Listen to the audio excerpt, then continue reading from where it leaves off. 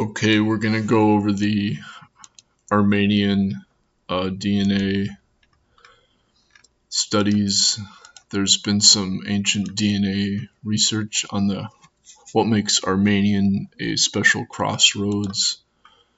Basically, what happened is the first hypothesis was that Armenians originally came from the Balkans, but that's been disproved by the DNA. And what they did DNA that wasn't so ancient at first, but when they finally did the more ancient DNA, they realized that the main source was from what they're calling ancient European Neolithic farmers. So 29% of the Armenian DNA is ancient European, which means that Armenia as a crossroads, it first had these ancient Neolithic farmers come in to Armenia, and then the Caucasus hunter-gatherers came down. They mixed with the farmers, and then those farmers went back up into the steppe with pastoralism, and then over in the Ukraine, this developed into the Yamnaya culture that with domestication of horses, and that quickly spread both east and west and spread the Indo-European language. So essentially it's saying Armenia is also the source of the Proto-Indo-European, which also then is related to Dravidian language and Sumerian. So it's a fascinating, whoops, just knocked out my, so let's see what we got here. So basically, this is hard to see here, but they tie Armenian culture to 4,500 years ago, but it goes back to at least like 8,000 years ago, where they found these ancient stone circles. And I started researching this because Sam Tripoli was mentioning how he's half Armenian, and that is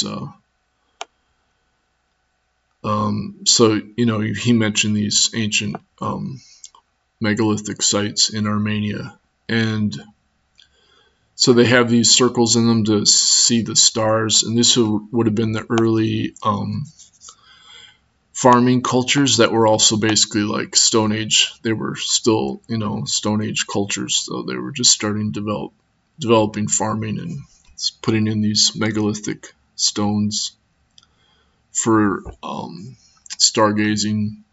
So they did the DNA study proving that this was the main source of the Armenian DNA. It was this ancient. It's in contrast to the Near Eastern cultures that are more modern, like the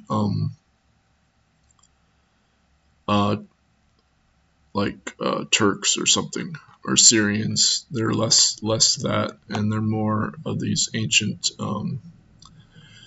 farming that spread into Europe before the Yamnaya spread into Europe. So basically they use like Sardinians as the ancient European. They're the closest of that ancient European. Interestingly, the word for Tartar actually originates from the Proto-Azeri noun, which refers to a turtle as a leather skin, and it's the name of the river in that area. And then when it got Christianized as Latin, it meant from hell as from the Tartar, which would refer to the heretics that were, the steppe, more like the steppe cultures. So Armenia, because it was in the highlands, it was able to avoid the Muslim conquerors and maintain this ancient European Neolithic DNA. So basically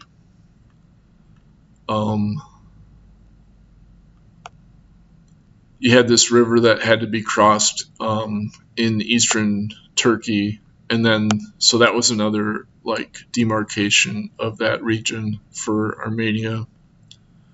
And then of course when the Turkish genocide happened, that for the driven in part by German imperialism, because they were building a railroad in Turkey using Armenian slave labor, but that's that changed. So they're just saying that would have been also like part of Armenia. It was like more of an ancient farther region, that early farming region with the Stone Age, or using a lot of obsidian. Later was developed, but at first it was like more what they call chert, which is like a granite rock that they used for making let's see, I got the images in here. Let's see if they came up. Oh, they didn't load, but yeah, they made bowls out of stone, the early stone bowls in that whole region. Sizable input of Neolithic-like ancestry in the populations inhabiting the region. In particular, this movement reached the mountainous regions of eastern parts of the Armenian highlands, resulting in the genetic divergence of the modern populations. So the Armenians remain a culturally isolated population. The diversity after the domestication of the horse and the chariots, and then you had a collapse of the Bronze Age civilizations around 1200 BCE. So that after that, it just kind of like that was Armenia. It had already been developed. So we show Armenians have a higher genetic affinity to Neolithic Europeans than other present-day Near Easterners, and that 29% of Armenian ancestry originates from an ancestral population that is best represented by Neolithic Europeans. So that was my big point of this video. And Armenians are closer to like the ancient farming agricultural DNA that's found in Spain and Italy and Romania.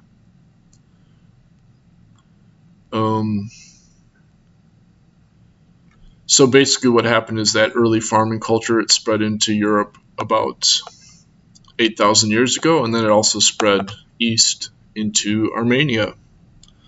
And then that's what then spread into pastoralism into the steppes, and then that eventually created the Yamnaya culture, which then went back into Europe and conquered Europe. And it also spread south back into Armenia and into Anatolia to create like the Hittites. And so Armenia was like this crossroads between those areas, but it was the big sort of like mixing area for the early farmers that then mixed with the steppe hunter-gatherers to create the steppe culture through the Caucasus. So the Caucasus, first they went north, the farmers went north through the Caucasus to merge with the hunter-gatherers, and then the steppe culture came back down south through the Caucasus. So this was that Caucasus culture, was this larger culture, a prehistoric culture, and then the emergence of the Neolithic culture that spread domestication by 8,000 years ago. So this was when that started, really. So basically, they've done the ancient DNA where they've said that the Yamnaya, they developed from this Caucasus region, but then they went farther west above the Black Sea steppe to create the Yamnaya culture, which is what is now Ukraine. And then from there, it spread really rapidly because they domesticated the horse and they just went bonkers going east and west. So in Armenia, you have this ancient farming, old European DNA that was the basis for creating the Naya culture. So it's considered Proto-Indo-European.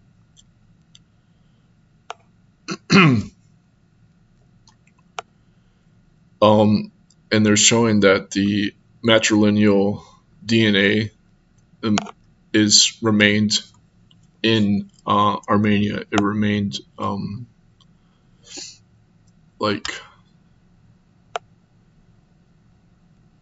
consistent from ancient times. This matrifocal, the mitochondrial DNA, which is passed on matrilineally.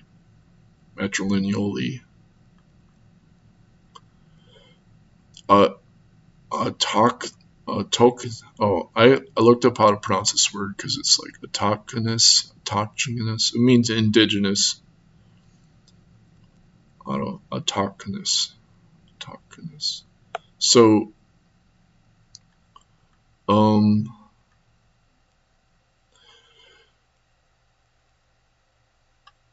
so basically, when the farmer culture spread, it was already patrilineal. It was That's why the Y chromosomes is from the Neolithic farmers. And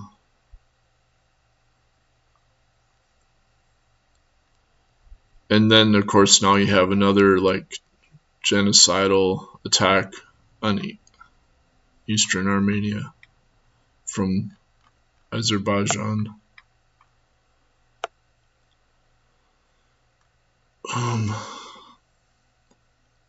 So this ancient DNA, basically, you had these ancient farmers, and they went to Armenia, and then they went north, and then those became the steppe herders that went.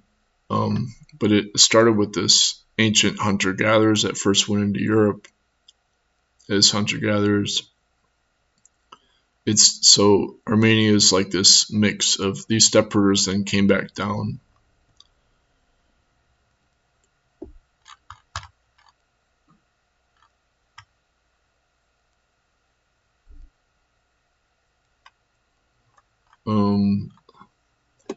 Okay, so what is it? Crossroads.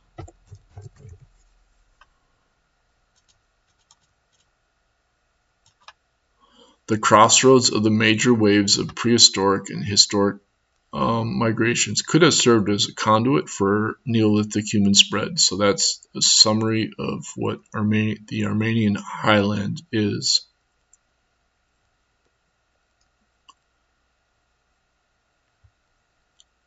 The genetic isolates, in comparison to Near Eastern. So it's closer to ancient European than it is to modern Near Eastern.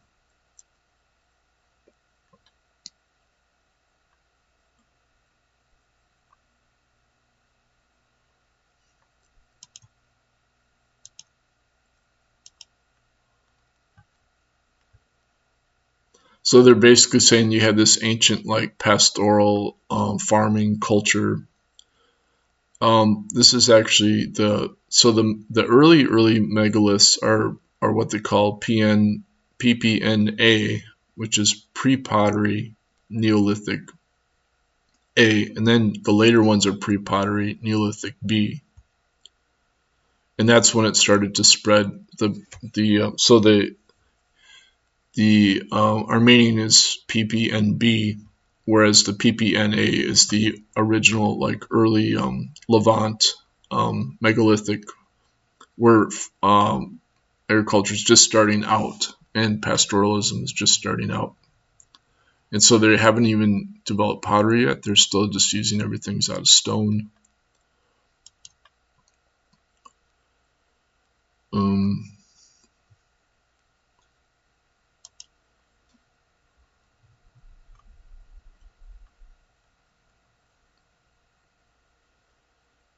Yeah, so then the steppe culture came back down through the crossed the Caucasus, and then went inland, mixing with the native people Mesopotamia, and then going finally back to central Anatolia. And that's where you get the Hittites developing.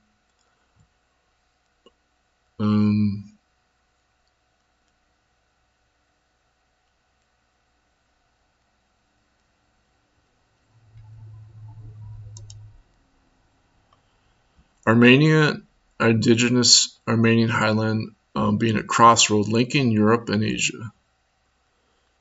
So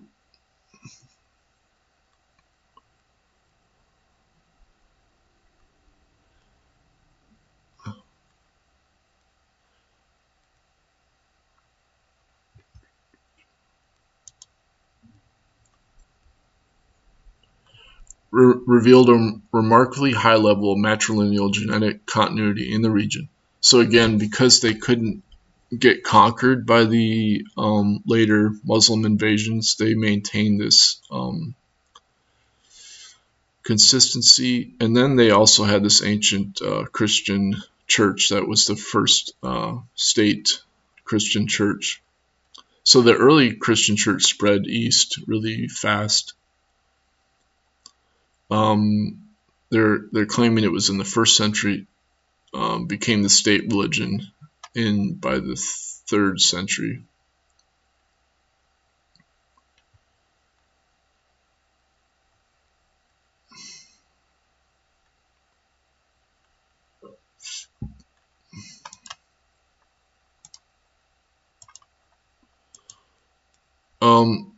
One of the early PPNB, they use this pressure technique for creating the. He's trying to claim maybe they use this for the pressure technique, but they don't really know. Then there's this DNA talk from 2023. If you want more details, I'll link this in the video. I was going through the transcript, and he doesn't, he'll have more details, but so when we look at this image, it's not real clear. Oops. There we go. So again, legendary establishment of Armenia is 2,000 or 5,000, 4,500 years ago. But what they're trying to point out from this ancient DNA research is that, so you have these Neolithic stone circles in Armenia, then they have ancient DNA analysis from skeletons that are from the 6th century BCE, so they're like 5,500 BC about, so that's like over 7,000 years ago. So it's basically like 8,000 year culture of this early farmers that spread into Armenia, spread of agriculture. So that's the early ancient European farming.